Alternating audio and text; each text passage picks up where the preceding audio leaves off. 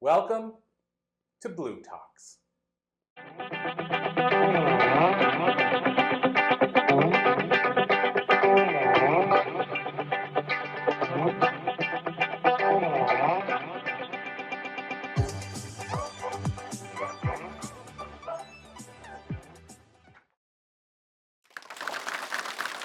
Morning, everybody. I'm very excited for this opportunity to speak at Columbia University. I'm going to talk to you today a little bit about a philosophy that I learned by two unlikely teachers, and that is to cherish the present moment and live life breath to breath. I'm also going to talk to you on a couple other things. How failure is often the birthplace to success, and I'm also going to speak to you on releasing that artist within you. That little person inside of you that just wants to be expressed, shared with your environment, and show the world what you really have to offer. First things first, I'm going to ask you all a question. Who here has ever experienced heartbreak?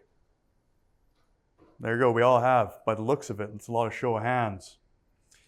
Now, heartbreak can happen in multiple facets. Maybe it was a relationship. That person back in high school that you figured was going to be the one around forever, and he, she, or they drove off into the sunset with somebody else. Or a friendship. All of a sudden, 20-year friendship, somebody wakes up one day and says, you know what? This friendship's just not really doing it for me anymore. I'm going to head my separate way. Or maybe a sports team that you felt like you should have made the squad, but you were good enough to play in that league, just apparently not good enough to play on that team. It's funny, I was 13 years old when I first experienced heartbreak. And you might be thinking, I don't know if 13 years old is quite old enough to know what true love is. Well, mine happened in the form of being that person that got cut by that hockey team. I was the last cut, felt like I should have made it. The next year, guess what? I was the last cut. Felt like I should have made it. The year after that and the year after that, you'll never guess what happened. I was the last cut again. But what did that failure give me? It built me persistence, hard work, and resilience. See, the interesting thing about those 4 years is I was cut by the same coach. Was it personal? I guess that's up for debate. It's like a toxic relationship that you continually go back to, but did you learn something from it? Or did you move on? So through many years of challenges, different heartbreaks, trenches, holes that I had to dig myself out of, it led me down a path that got me to where I am today. I crashed. I held everything that I thought that society wanted me to be, including my family, of what I was supposed to be, and holding all this weight on my shoulders, not feeling my direction, feeling misaligned with my purpose and my passion. So through many years, without even knowing it, of struggles with anxiety, depression, as a result, substance, led me to a crash, led me to a fail. So one weekend I was heading home for Thanksgiving, and Thanksgiving in my hometown, we always had this football game. Every Saturday, it was a reunion that would get people together that were in their early 20s, late 20s, in their 30s, and we'd all meet with our families and friends and have a great old time. But this particular weekend, I had a tough outing.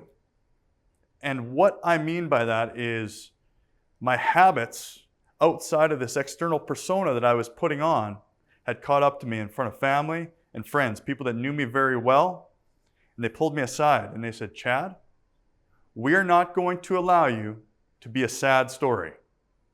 It's time to change. And I looked them in the eye, and I think to this day it still shocks them. I said, thank you. Thank you for noticing. It's about time. And I agreed. So from then on, I made a choice. I was going to close that door, start a new life, head in a new direction. It was a very pivotal moment. And the thing is, no matter where we're at, we can always make that choice, and that's what I did. So I closed that door. Behind every no sprouts a better yes. You pull the weeds out of your garden, new things start to sprout. So a few months later, I was lying in bed, and all of a sudden it started ringing in my ear. Go traveling. I said, okay. This is me talking to myself. I said, all right, where are we going? And all of a sudden the name Bali, Indonesia began to surface. I'd never been to Bali, Indonesia. I'd heard of people that have went on travel. I'd seen a few pictures, but I just knew right then and there that it was going to be life-changing. And it was everything and more. So that next morning, I booked a flight. A couple months later, I was off for 4 weeks to the beautiful country. My very first night, actually backtrack, as soon as I got off that plane, I felt the warm hug from the country, beautiful people, the energy, and I just knew that there was more to this life than I had been experiencing. My very first night, so I was jet lagged, I couldn't sleep. So I wake up very early, around 3:30 in the morning, and I said, you know what? I'm gonna go check out the community. I'm gonna go check out my surroundings. I'm gonna go catch the sunrise because I've heard great things. So I'm walking down and I realized that I was kind of getting a little bit away from my accommodations. It was time to turn around. And those of you familiar with Bali, amongst other places in the world, there's huts set up on the beach where locals sell merchandise, bracelets, shirts, hats, you name it. And I decided I'm gonna walk through these huts so I can be closer to the ocean, and I'm gonna walk back directly in front of the sun. And I'm gonna watch it rise. Well, to their rude awakening, I was walking and all of a sudden I heard barking in the background, like angry barking. And I heard growling, and I turned around, there's 2 angry dogs. And they're coming at me full speed, they're foaming from the mouth on my first night in the country. And I said, okay, I'm in trouble here. So I sprinted. And I was going left and right. I was moving like I had never moved before. I hit a different level of our human potential. And to this day, I mean, if the New York Giants or the New York Jets would have saw me, they might have scouted me to be a running back, or they would have given me some kind of a position. But anyway, so back and forth, and I'm running from these dogs, and I see a local man. I say, I'm screaming out, help! What do I do? And he looks at me and he gears up and he takes off himself. He's probably just like, third tourist this week, kind of thing. But to my ignorance, I walked through and I rudely awoke these things. So I was able to get some separation. Now there's one about 8 feet away, about 8 feet away. And I see this opening to run to the ocean. So I sprint, I take off. And clothes on, shoes on, everything. I go splash, splash into the water. And I'm exhausted. I don't know how close they are behind me. And I turn around and these 2 things are just prancing back to their post. They had completely forgotten my existence. And it dawned on me, how can an animal go from heightened awareness to from its kill state right back to homeostasis? It was fascinating. And I decided, and I thought, had all of these years leading up to this moment, was I just carrying these thoughts, these experiences, these past actions with me? And that's what was taxing us. From the moment that we're born, we carry experiences throughout our body. Everything, every interaction that you have is stored information. And as humans, we continually tax ourselves over the petty interactions that we have to a point of collapse. So Bali, Indonesia, it was that experience of what the captivating the present moment is like. And as I ran for my life, it's much like of a zebra. A zebra is going to run for its life from a lion, go from a heightened state, and it's going to go back to eating grass or eating branches or whatever zebras do. But it has to conserve its energy for the next interaction. It's important to take yourself some information of your environment and just realize that every experience up to this moment brings us to the present. So all that failure through substance, through this, through that, different professional encounters, led me to that experience, that great awakening. For myself, I always think that as humans, we are such artists. We have this opportunity buried within us that takes years, sometimes decades, sometimes a lifetime to figure out what message we have to share with the world. When you think of art, what do you think of? Painter, dancer, writer, actor, singer. But what about an architect? What about a mother? What about an engineer? What about a construction worker? We're all, if we are truly in tune with what we are sharing with the world personally and professionally, we are an artist. I'll tell you a time. So once upon a time, I was going to be an actor. And I went to LA. Took some training for a week leading up to this performance. And after all of this training, everything that we had rehearsed, there was this scene. So picture it. I was in the back of the crowd. The scene was up here. I had a part where I had to yell something out, and then I had to run around the building. And my part was up next and on stage in front of the audience. So everything we had rehearsed. I say my line. I'm going to run through, take the exit, and I'm going to run through the crowd, and then I'm going to get around to the stage. So for whatever reason, literally during the intermission, I walked through this door to say it. Then on my way back, when I had 10 seconds to get around, that door was locked. That door was locked, and what did that give me? I started banging on this door. I'm trying to get through it. The girl beside me is like, what's going on? She starts banging on it. We thought we were going to break the door down.